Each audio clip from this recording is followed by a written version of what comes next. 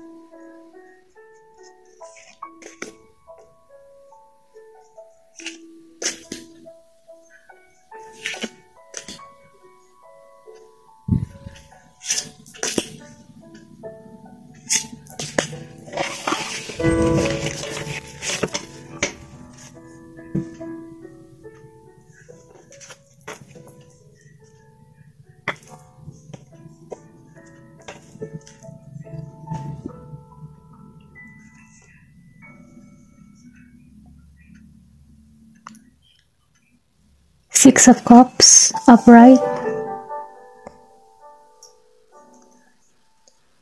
Justice, reverse.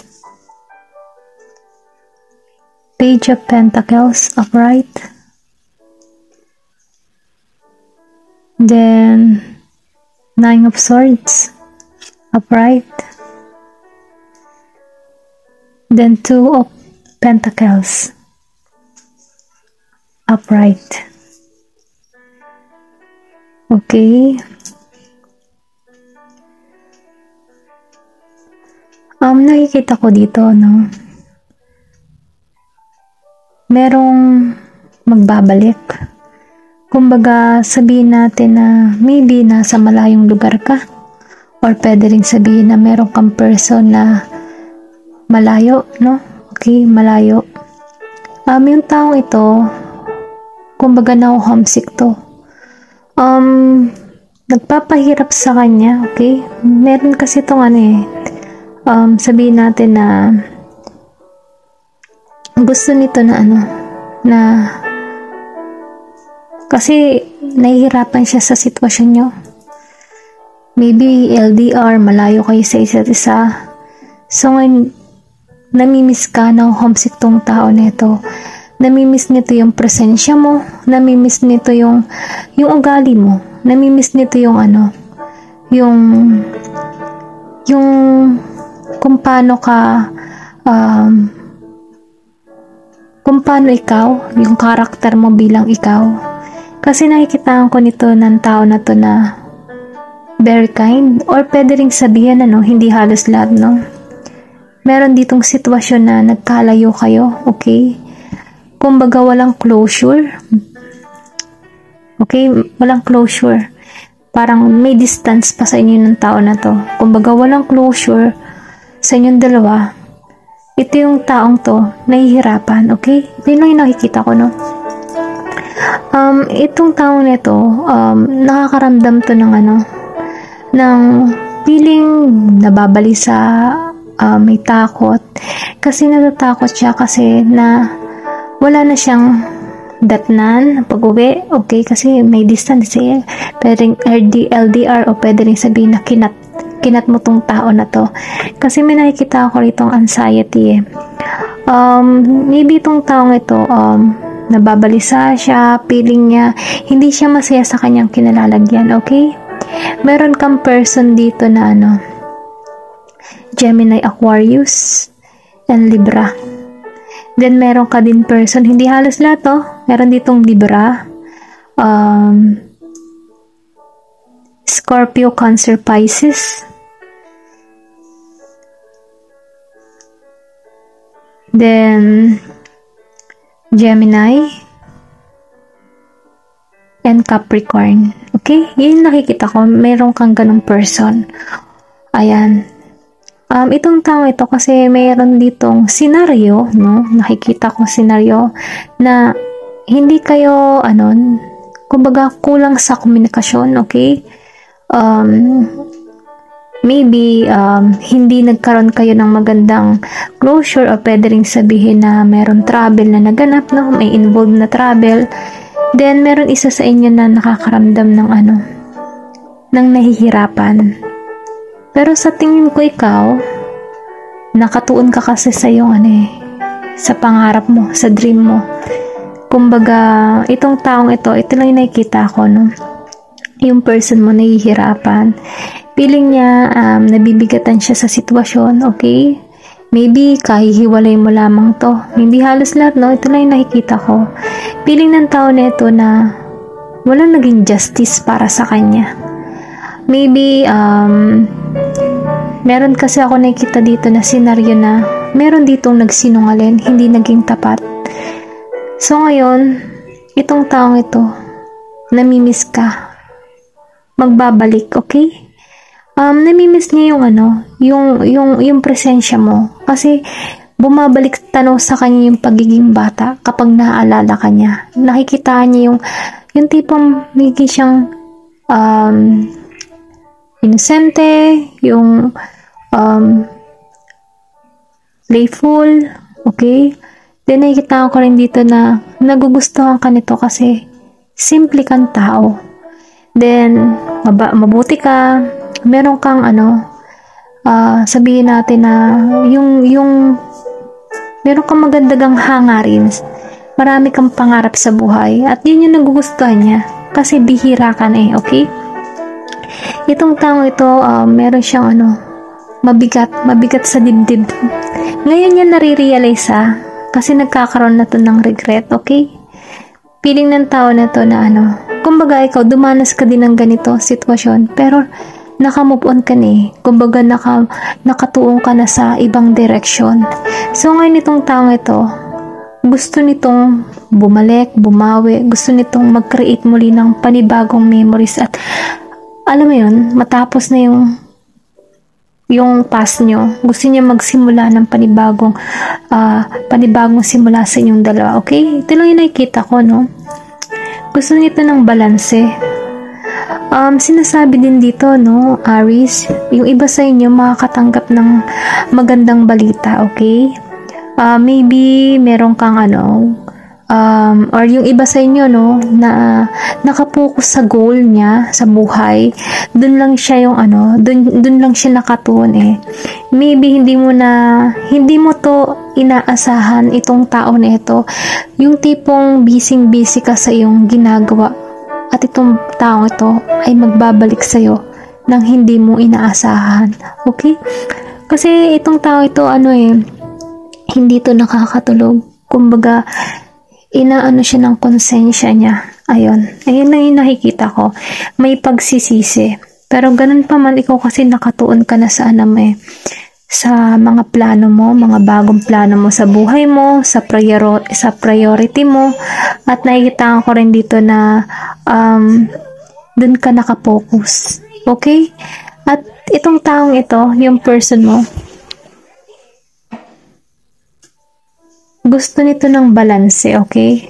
Kasi nakikita ko rito, humahanap to ng balanse, nagpaplano to. Ito lang yung nakikita ko. Gusto kasi nito ng ng magkaroon ng panibago. Gusto ka din itong maybe itong taong ito, gusto kanyang tulungan.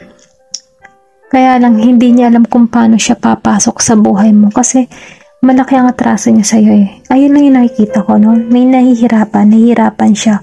Or baka naman ikaw din to na nahihirapan. Depende sa sitwasyon, piliin niyo lamang. Ito lang yung nakikita ko. Okay, tingnan pa natin to.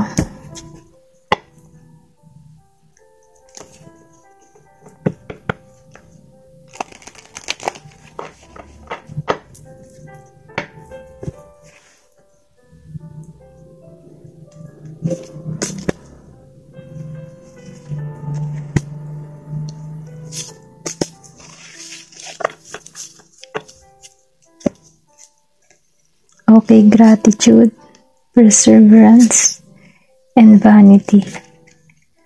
Okay, napipil ko dito, no? Itong person mo na parating sa'yo, once na naging okay kayo, ano siya, sobra yung magiging pasasalamat nito, ano? Kasi dinadalangin nito eh. So, ngayon itong tao nito, maybe ikaw, nasa ano ka na eh, yung energy mo, andun ka na sa ano mo eh. Sabihin natin na nakatuon ka sa sarili mong kasiyahan, okay? Nakatuon ka ng ano, sa mga social, dun ka nakatuon, yung tipo na gusto mo nang maging masaya ka, okay? Gusto mo ng pagbabago. Dun ka nakatuon eh, sa sarili mo, okay? Kasi nakikita ko dito na mas gusto mo ngayon magsaya, okay? At yun lang yung nakikita ko, ano? Nakikita ko rin dito, no? Yung iba sa inyo, no, sinasabi dito, no, kung ikaw man ay nahihirapan, or pwede rin sabihin ito yung person mo, no, ginagabayan, ano, na magtiyaga, okay? Or pwede rin sabihin ikaw, minsan siguro nakakaranas ka na nahihirapan. Kasi dalawa lang naman ito eh, pwedeng ikaw yung nahihirapan o yung person mo, okay? Pero ganun pa man, sinasabi dito na huwag kang mawalan ng pag-asa. Ginagabayan ka dito. Kailangan mo lamang sabihin natin na magtiyaga kung ano man yung mga gusto mo mangyari sa buhay mo, pagtiyagaan mo lamang, no? Kasi merong mangyayaring maganda sa'yo, okay? At nakikita ko rin dito, no? Sa pagtiyaga mong yan, ipagpapasalamat mo yan. Or pwede rin sabihin na yung person mo, kailangan niyang pagtiyagaan, kailangan niyang bumawi, or pwede rin sabihin na pagtsatsagaan ka nito, kikilos to, okay? Nagpaplano lang siya, okay? Yun lang yung nakikita ko, no? Meron ditong magpapasalamat. Maybe magpapasalamat tong taong ito if ever na tanggapin mo siyang muli, okay? Then or pwede rin sabihin ikaw, ipagpapasalamat mo ito kapag bumalik yung person mo sa'yo. Dalawa lang naman to eh, okay? Huwag, piliin niyo lamang, no? Ayun lang yung nakikita ko. Meron ditong meron din na iba sa inyo, no, makaka-receive ng pera.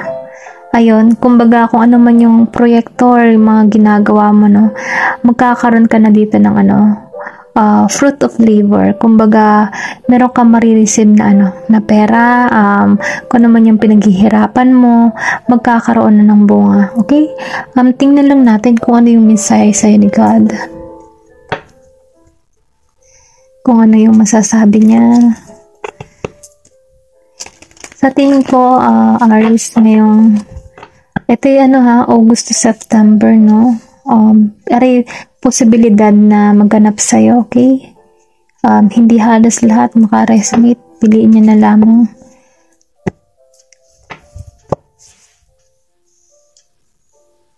Ano ba yung magandang mensahe sa ni God? Ito ba? Nakalagay dito? Be not afraid, only believe, okay? Ito yung sinasabi niya sa'yo, no? Huwag kang matakot, maniwala ka lamang. Kasi, or pwede rin sabihin dito kasi kung makikita mong itsura nitong tao na ito, tapos lumabas pa ito, no? May pagdurusa. Makikita mo, umiiyak. Then, ang payo dito, no? Be not afraid. Huwag kang matakot, maniwala ka lang. Kasi, minsan kasi, sa mga nararanasan nito, no? Itong sakit-sakit na ito, ginigising lang yan para ba, no? Maging siyang matuwid na tao, okay?